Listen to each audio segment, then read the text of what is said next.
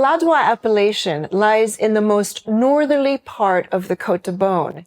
It is located 7 kilometers north of the town of Beaune. Its closest neighbor is Allescourton, which is found due southwest. It is also on the border of the most southern vineyards of the Côte de Nuits. The Côte de Nuits village appellation, for example, begins just past the lieu-dit Vigne-Adin, the farthest point of Ladoix's northern border. There are approximately 108 hectares of declared vineyards, but only 75% of the demarcated appellation land is actually planted. There are 11 Premier Cru climats, which comprise around 23% of the total production. Like much of Bourgogne, its climate is considered semi-continental, with warm to hot summers and cool to cold winters, but of course it depends on the year. Similar to many villages in the Côte d'Or, its vineyards lie exclusively on the hillsides and at the bottom of the slopes to the west of the D974, which is the main road that passes through the village. The hill of Corton, which is located towards the southwest, features greatly in Ladoix's landscape. The most northerly vineyards for Corton and Corton Charlemagne Grand Cru AOC are found here. Multiple Premier Cru vineyards are situated right below these Grand Cru vineyards. They would include Le Rognier et Corton, Haute Murotte, Basse Murotte, Bois Rousseau, and Les Joyeuses. Other Premier Cru vineyards are located high up the rocky slope, but farther north.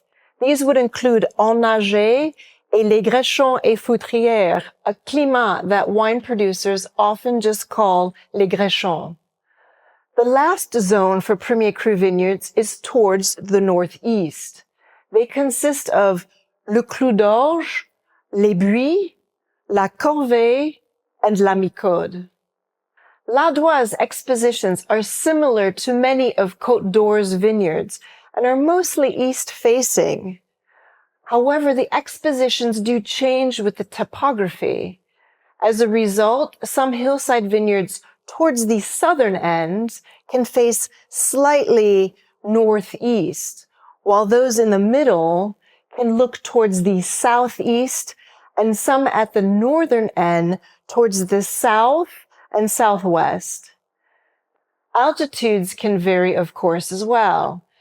Besides the hill of Corton, there are undulating slopes which descend towards the valley floor. The highest points reach around 340 meters above sea level and are found at the forest line of the climats Ennager and Les Grechons. La Corvée stands at around 250 meters, while the bottom of the slope by the main road descends to around 220 meters. There are also a series of small forests dotted around the main hillside.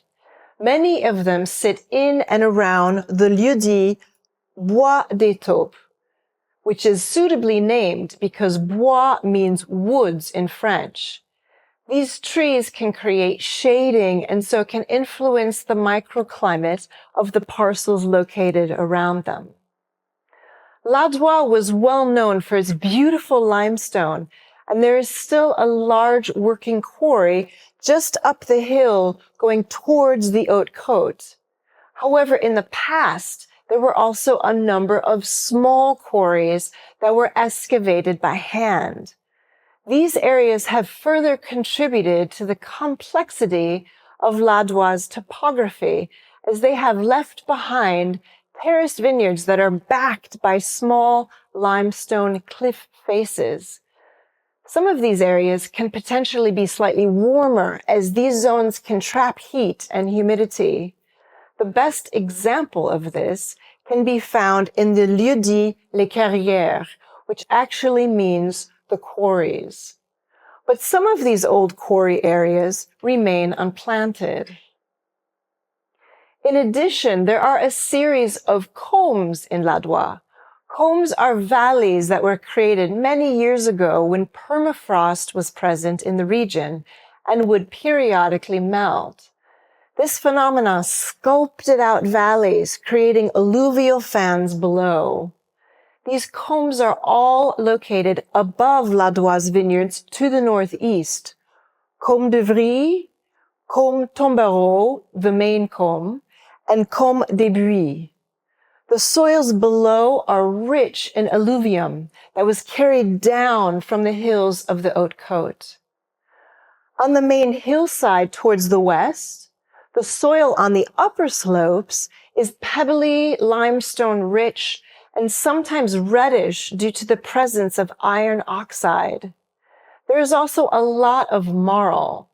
These areas are great for creating mineral-driven white wines.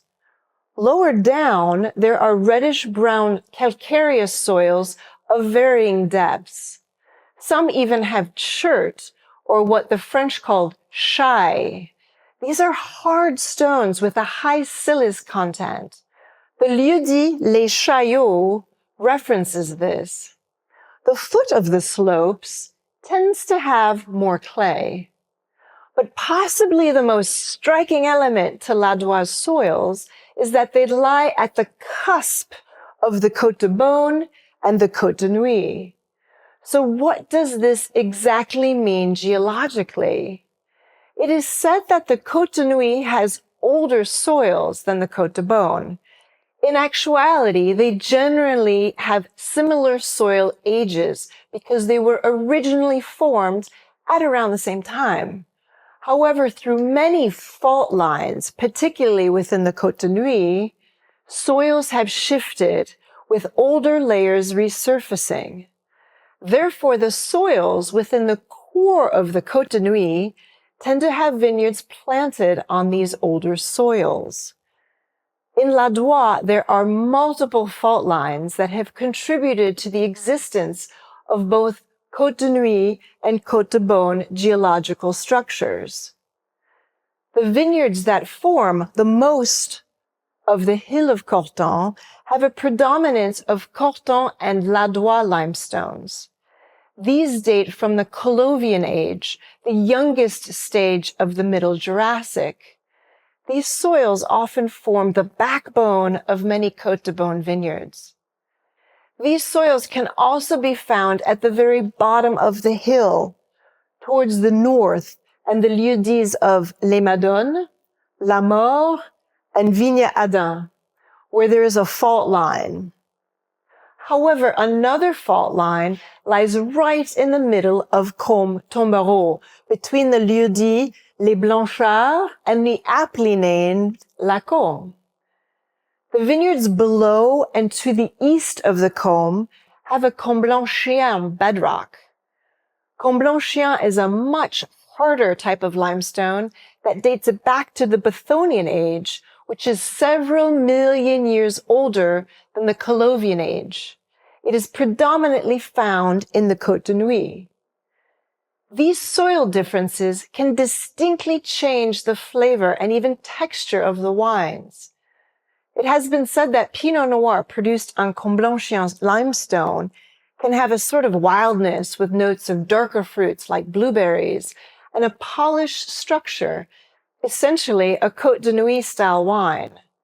Those from Corton and Ladoix limestones have a more Côte de Beaune personality, so potentially have redder fruits and a rounder mouth feel.